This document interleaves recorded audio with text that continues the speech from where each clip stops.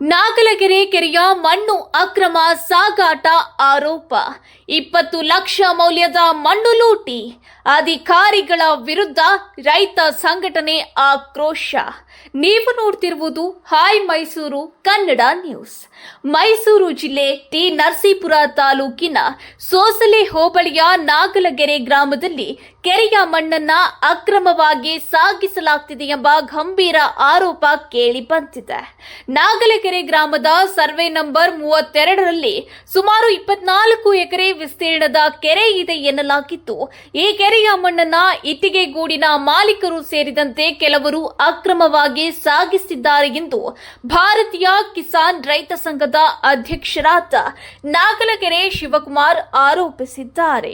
ಕೆರೆಯಲ್ಲಿ ಮಣ್ಣು ತೆಗೆಯುತ್ತಿದ್ದವರನ್ನ ಪ್ರಶ್ನಿಸಿದ್ದಾಗ, ನಿಮಗೆ ಈ ಮಣ್ಣನ್ನು ತೆಗೆಯಲು ಯಾರು ಹೇಳಿದ್ದಾರೆ ಎಂದು ಶಿವಕುಮಾರ್ ಪ್ರಶ್ನಿಸಿದ್ದಾರೆ. ಇದಕ್ಕೆ ಟ್ರ್ಯಾಕ್ಟರ್ ಮಾಲೀಕರು ಮತ್ತು ಹಿಟಾಚಿ ಮಾಲೀಕರು ಬನ್ನೂರಿನ ಕಾವೇರಿ ನೀರಾವರಿ ನಿಗಮದ ಎಇಇ ರಿತೇಶ್ ಅವರು ಮಣ್ಣು ತೆಗೆಯಲು ಹೇಳಿದ್ದಾರೆ, ಅದಕ್ಕಾಗಿ ನಾವು ಮಣ್ಣು ತೆಗೆಯುತ್ತಿದ್ದೇವೆ ಎಂದು ತಿಳಿಸಿದ್ದಾರೆ ಎಂದು ಶಿವಕುಮಾರ್ ಹೇಳಿದ್ದಾರೆ. ಇದೀಗ ಈ ವಿಚಾರ ಭಾರೀ ಚರ್ಚೆಗೆ ಕಾರಣವಾಗಿದೆ.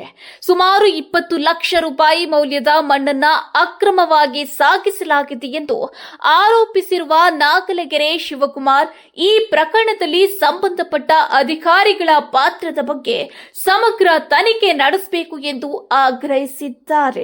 ಅಷ್ಟೇ ಅಲ್ಲದೆ ಮಣ್ಣು ತೆಗೆಯಲು ಅನುಮತಿ ನೀಡಿದ್ದು ಯಾರು, ಕೆರೆಯಿಂದ ಎಷ್ಟು ಪ್ರಮಾಣದ ಮಣ್ಣು ತೆಗೆಯಲಾಗಿದೆ, ಮಣ್ಣು ಎಲ್ಲಿಗೆ ಸಾಗಿಸಲಾಗಿದೆ, ಸರ್ಕಾರದ ನಿಯಮಗಳನ್ನ ಪಾಲಿಸಲಾಗಿದೆ ಎಂಬ ಪ್ರಶ್ನೆಗಳು ಅವರು ಎತ್ತಿದ್ದಾರೆ. ಈ ಸಂಪೂರ್ಣ ಪ್ರಕರಣದಲ್ಲಿ ಎಇಇ ರಿತೇಶ್ ಅವರೇ ಪ್ರಮುಖ ಕಾರಣ ಎಂದು ನಾಗಲಗೆರೆ ಶಿವಕುಮಾರ್ ನೇರ ಆರೋಪ ಮಾಡಿದ್ದಾರೆ. ಆದರೆ ಈ ಆರೋಪಗಳ ಬಗ್ಗೆ ಸಂಬಂಧಪಟ್ಟ ಕಾವೇರಿ ನೀರಾವರಿ ನಿಗಮದ ಅಧಿಕಾರಿಗಳ ಸ್ಪಷ್ಟನೆ ಇನ್ನೂ ತಿಳಿದು ಬರಬೇಕಿದೆ. ಹೀಗಾಗಿ ನಾಗಲಗೆರೆ ಕೆರೆಯ ಮಣ್ಣು ಸಾಗಾಟ ಪ್ರಕರಣದ ಬಗ್ಗೆ ಜಿಲ್ಲಾಡಳಿತ ಹಾಗೂ ಸಂಬಂಧಪಟ್ಟ ಇಲಾಖೆಯ ಅಧಿಕಾರಿಗಳು ತಕ್ಷಣ ಸ್ಥಳ ಪರಿಶೀಲನೆ ನಡೆಸಿ ಸತ್ಯಾಸತ್ಯತೆ ಬಹಿರಂಗಪಡಿಸಬೇಕು ಎಂಬುದು ರೈತರ ಒತ್ತಾಯವಾಗಿದೆ. ಕೆರೆಯ ಮಣ್ಣು ಯಾರ ಅನುಮತಿಯ ಮೇರೆಗೆ ಸಾಗಿಸಲಾಗುತ್ತಿದೆ? 20 ಲಕ್ಷ ಮೌಲ್ಯದ ಮಣ್ಣು ನಿಜವಾಗಿಯೂ ಅಕ್ರಮವಾಗಿ ಸಾಗಿಸಲಾಗಿದೆಯೇ? ಈ ಮಣ್ಣು ಸಾಗಾಟದ ಹಿಂದೆ ಯಾರಿದ್ದಾರೆ? ಅಧಿಕಾರಿಗಳ ಪಾತ್ರ ಏನು? ಈ ಎಲ್ಲಾ ಪ್ರಶ್ನೆಗಳಿಗೆ ತನಿಖೆಯ ಮೂಲಕ ಉತ್ತರ ಸಿಗಬೇಕಿದೆ. ಹಾಯ್ ಮೈಸೂರು ಕನ್ನಡ ನ್ಯೂಸ್, ಜನರ ಪರ, ನಿಷ್ಪಕ್ಷಪಾತ ಸುದ್ದಿ.